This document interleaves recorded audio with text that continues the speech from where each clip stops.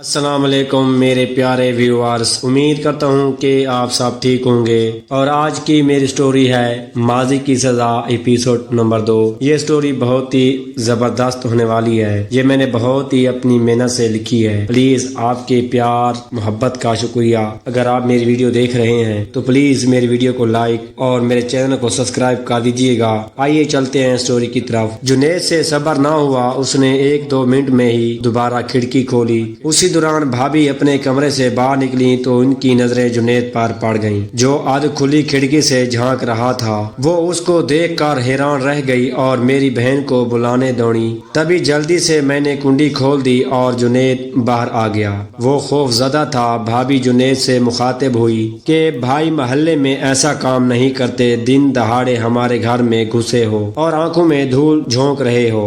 میں نے ایسا کون سا کام کیا ہے؟ میں تو اپنی چھوٹی بہن سارا کو دیکھنے آیا تھا۔ کمرے میں قدم رکھا تو جانے کس نے باہر سے دروازہ بند کر دیا۔ وہ یہ کہہ کر نکل گیا، مگر بھابھی نے اس کی بات کا یقین نہیں کیا اور مجھ سے کہا کہ تم کیا مجھے بیوقوف سمجھتی ہو؟ ایسی باتوں سے گھر کی عزت خاک میں ملتی ہے، رسوائی کے سوا کچھ حاصل نہیں ہوتا۔ تمہارے بھائی آ جائیں تو میں یہ بات ان کو ضرور بتاؤں گی۔ بھابھی کے تیور دیکھ کر میری جان نکل گئی۔ بھائی اپنے مقدمے کی پیشی کے سلسلے میں 2 دن سے شہر گئے ہوئے تھے۔ میں دعا کرنے لگی، اے اللہ کچھ ایسا ہو کہ بڑے بھائی گھر ہی نہ آئیں، ورنہ وہ مجھے اور جنید کو مار دیں گے، کیونکہ بھابھی یہ بات ان کو ضرور بتائیں گی۔ اس لمحے کے بعد سے میری جان سولی پر اٹکی ہوئی تھی اور دل میں وسوسے تھے کہ اب کیا ہوگا۔ آخر کا یوں ہی ڈرتے ڈرتے شام ہو گئی۔ شام کو میں روز کی طرح پانی بھرنے نکلی تو ماں دروازے پر پریشان کھڑی تھی۔ وہیں سے مجھے لین تین کرنے لگی کہ تو نے مجھ کو کہیں کا نہیں رکھا۔ دیکھ تیری بھابھی کیا کہہ رہی ہے، اب تیرا بھائی جب شہر سے آئے گا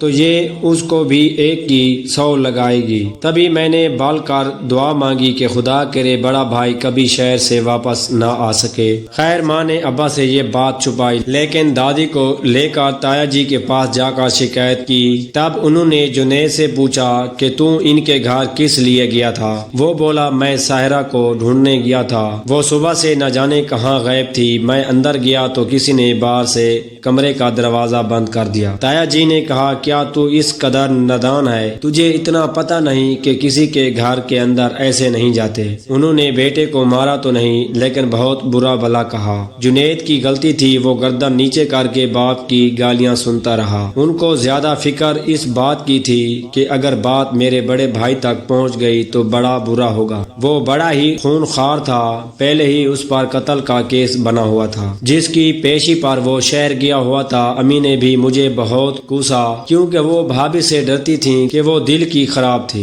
جانے میں نے کسی دل سے دعا مانگی تھی کہ واقعہ بھائی لوٹ کر گھر نہ آ سکا۔ اس سے 7 سال کی سزا ہو گئی اور وہ جیل کی سلاخوں کے پیچھے چلا گیا۔ جنید میٹرک میں اچھے نمبروں سے پاس ہو گیا تو تایا جی نے اسے پڑھنے کے لیے شہر بھجوا دیا اور پیچھے ماں نے میری شادی اپنے بھائی کے بیٹے سے کرا دی۔ مجھے جنید سے بچھڑنے کا دکھ تو ضرور ہوا، لیکن جیسا میری قسمت میں لکھا تھا وہ ہو گیا۔ بے بسی کا کسی پر زور نہ چلے تو وہ اپنی قسمت کو مان کر حالات کے آگے سر جھکا دیتا ہے۔ میں نے بھی قسمت سے سمجھوتا کر لیا۔ جنید مجھے یاد آتا تھا، مگر یوں دل پر صبر کا پتھر رکھ لیتی، دعا کرتی کہ خدا کرے وہ جہاں رہے خوش رہے اور کبھی میری یاد سے بے قرار نہ ہو۔ بھائی 7 سال کی سزا بھگت کر بالآخر جیل سے باہر آ گیا۔ کسی کو وہ واقعہ یاد نہ تھا۔ سبھی بھائی کی رہائی پا جانے پر خوش تھے کہ مدت بعد گھر آنا نصیب ہوا تھا۔ جنید بھی گاؤں آ گیا تھا۔ تایا جی نے اس سے کرانے کی دکان کھول دی تھی۔ ایک دن بیٹھے بٹھائے اچانک بھابھی کے جی میں کیا سمائی کہ اس نے بڑے بھائی کو نمک مرچ لگا کر وہ واقعہ بتا دیا کہ جنید کمرے میں تھا اور میں نے باہر سے کنڈی لگا رکھی تھی۔ بڑے بھائی نے جب یہ بات سنی تو اسی وقت گھر سے چلا گیا اور شام تک نہ لوٹا۔ سب دعا کر رہے تھے کہ خدا خیر کرے کہاں چلا گیا ہے اور کیوں نہیں آیا ہے۔ اچانک صبح 4 بجے دروازے پر دستک ہوئی۔ امی نے پوچھا کون ہے؟ تایا زاد نے کہا چاچی دروازہ کھول، میں ہوں۔ صغیر جلدی کرو ایک بری خبر ہے۔ ماں کا دل دھک سے رہ گیا۔ صغیر اندر آیا اور بولا، بڑے بھائی نے کلہاڑی سے جنید کا قتل کر دیا ہے۔ یہ تو کیا کہہ رہا ہے؟ ماں ایسا کہتے ہوئے پچھاڑ کھا کر دلہیز کے پاس گر گئی۔ ان کے لبوں سے ایک ہی فکرہ نکل سکا، یہ کیا کر دیا اس کم عقل نے؟ ابھی تو وہ 7 سال کی سزا بھگت کے آیا تھا۔ صغیر ماں کو اٹھا کر اندر لایا اور برآمدے میں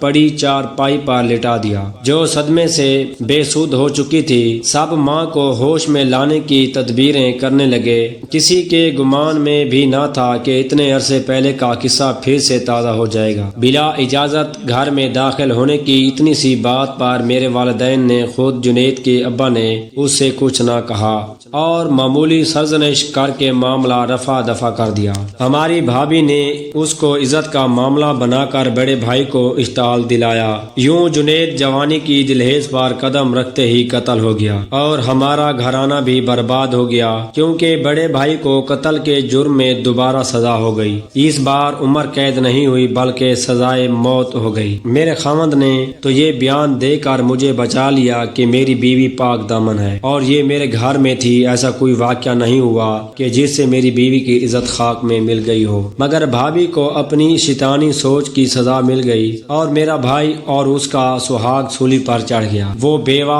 اور اس کے بچے یتیم ہو گئے۔ سچ ہے، کبھی گزری بات کو نہیں اچھالنا چاہیے اور نہ ہی کسی پر بہتان لگانا چاہیے جب تک کسی کا گناہ کوئی آنکھوں سے نہ دیکھ لیا جائے۔ دعا ہے خدا میرے شوہر جیسا نیک انسان ہر کسی کو دے اور میری بھابھی جیسی بیوقوف عورت کسی مرد کو نہ دے۔ اگر یہ سٹوری آپ کو اچھی لگی ہو تو میرے چینل کو سبسکرائب اور میری ویڈیو کو لائک کر دیجئے گا۔ شکریہ۔